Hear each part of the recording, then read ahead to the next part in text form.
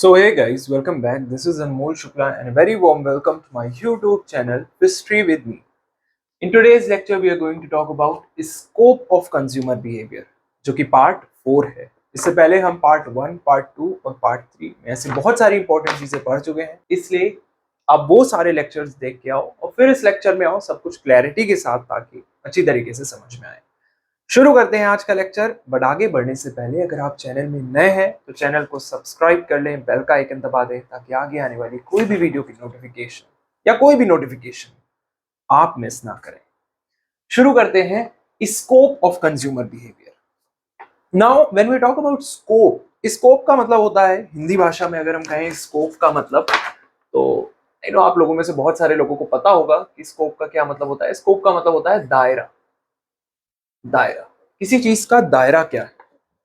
हम बोलते हैं ना कि इस पर्टिकुलर जॉब में बहुत स्कोप है, या हम कहते हैं कि भाई डिजिटल मार्केटिंग में आजकल, जस्ट फॉर एन एग्जांपल, बहुत स्कोप है। आने वाले टाइम में एआई में बहुत स्कोप है, हम ऐसा बोलते हैं ना।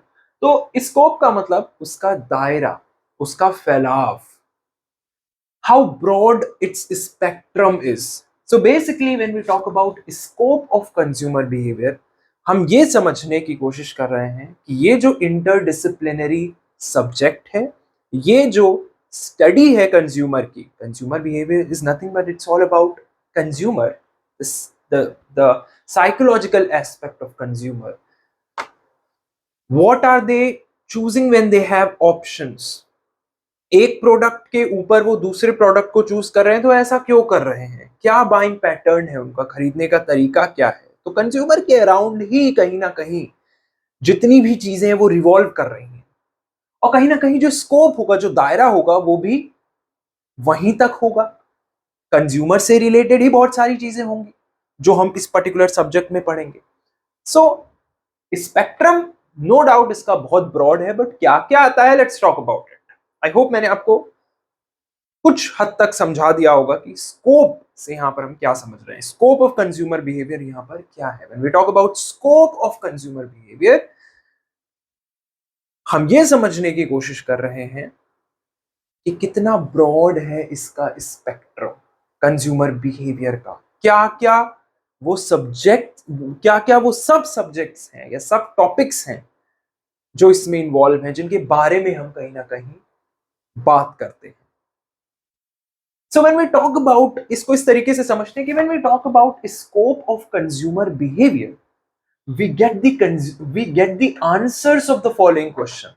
और यहां से हमें स्कोप का अंदाजा लग जाता है, दायरे का अंदाजा लग जाता है, उसके स्पेक्ट्रम का अंदाजा लग जाता है, कितना ब्रॉड है वो, इसका भी अंदाजा लग जाता है। क्योंकि कहीं ना कहीं सारी चीजें कंज्यूमर से जुड़ी हुई हैं। किसी भी ऑर्गेनाइजेशन में अगर हम देखें, हमने पहले लेक्चर में ये बात की थी कि भाई कंज्यूमर किंग है, कंज्यूमर किंग है, तो कंज्यूमर से ही जुड़ी सारी चीजें हैं। अगर कंज्यूमर ही ना हो तो क्या हम सोच सकते हैं कि कोई ऑर्गेनाइजेशन वर्क करेगी? बिकॉज कुछ ना कुछ, कहीं ना कहीं प्रोडक्ट हम किसके लिए बना रहे हैं? कंज्यूमर के लिए बना रहे हैं। सर्विसेज हम किसको दे रहे हैं? कंज्यूमर को दे रहे हैं। तो अगर कंज्यूमर ही नहीं होगा तो ऑर्गेनाइजेशन क्यों करेगी काम? तो ऑर्गेनाइजेशन के जितने पार्ट्स है वो काम कर रहे हैं जस्ट बिकॉज कंज्यूमर है वहां पर, बैक ऑफ द माइंड में हमें पता है ये चीजें। सो डेफिनेटली अगर कंज्यूमर इतना इंपॉर्टेंट है तो कंज्यूमर बिहेवियर की भी ये जो स्पेक्ट्रम होगी, ये जो दायरा होगा, वो डेफिनेटली ब्रॉड होगा।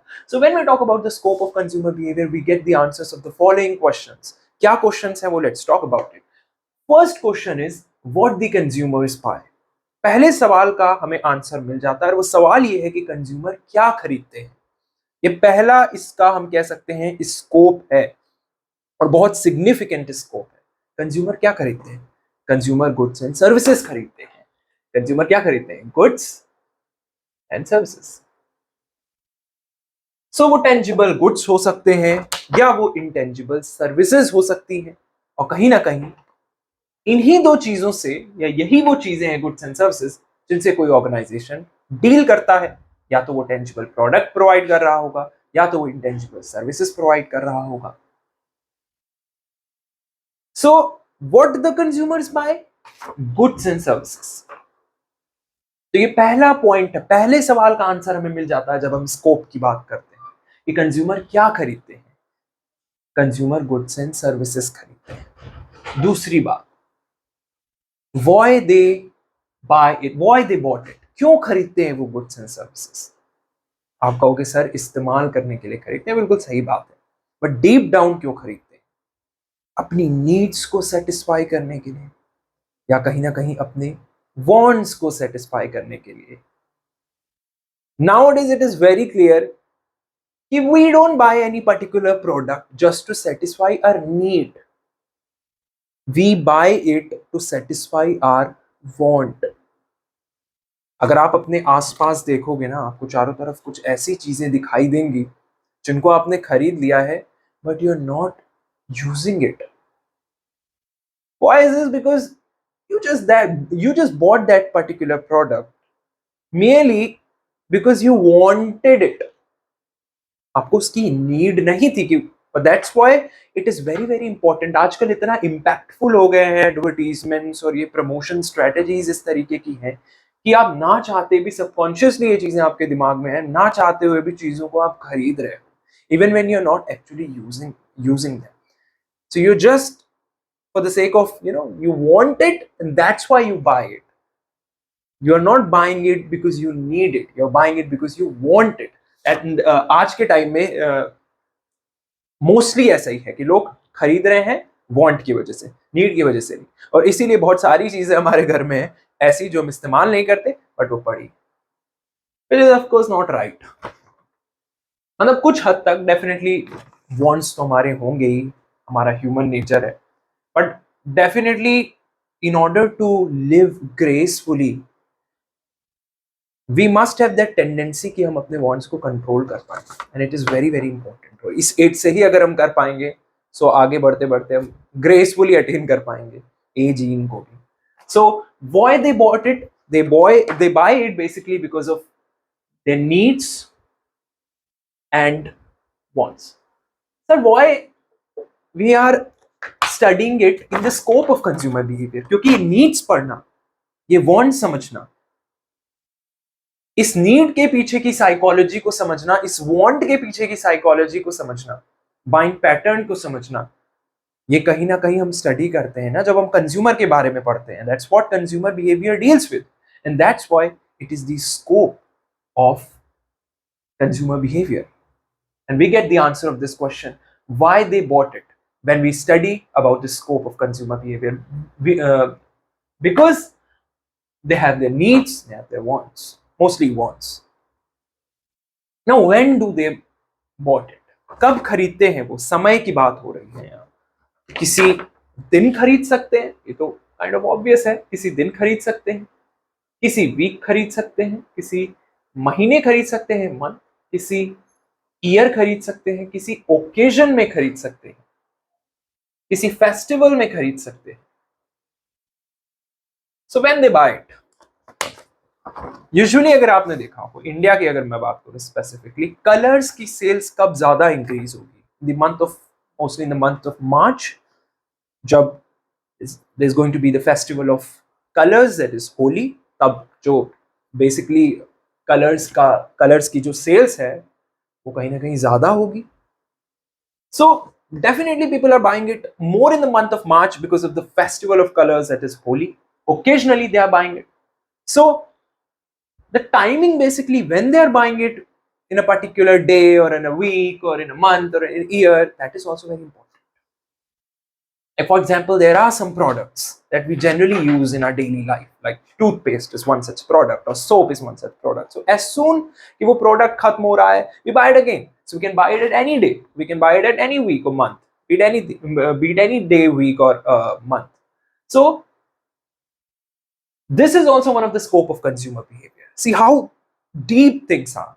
You don't often think like that कि भाई इस तरीके से हम नहीं सोचते हैं, but marketer उनको इस तरीके की, जब वो कंज्यूमर बिहेवियर के बारे में स्टडी करते हैं, that's how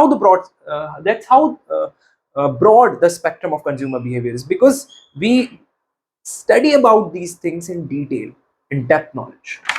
So why do they bought it? So sorry, when do they bought it? So in any specific day, maybe in week, month, year, occasion or festival.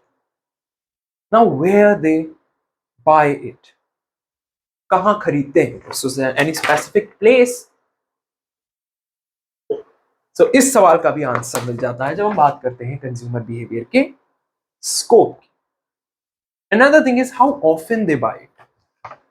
How often they buy it, it means we are talking about the frequency.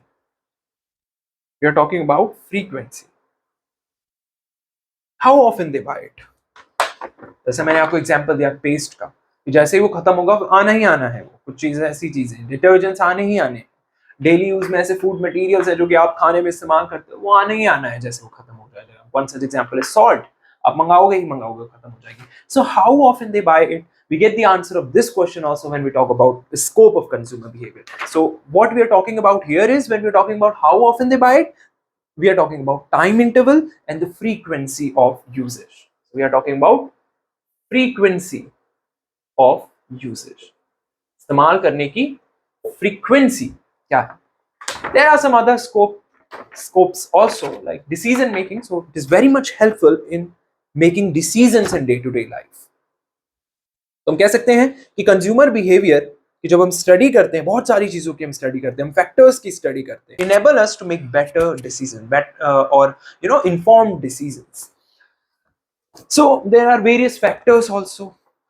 Psychological factors are there, demographic factors are there, political factors are there, environmental factors are there, and maybe in the upcoming lectures we'll talk about it. The factors: marketing mix, which involves the P's, the 4 P's, that is the product, price, promotion, and place.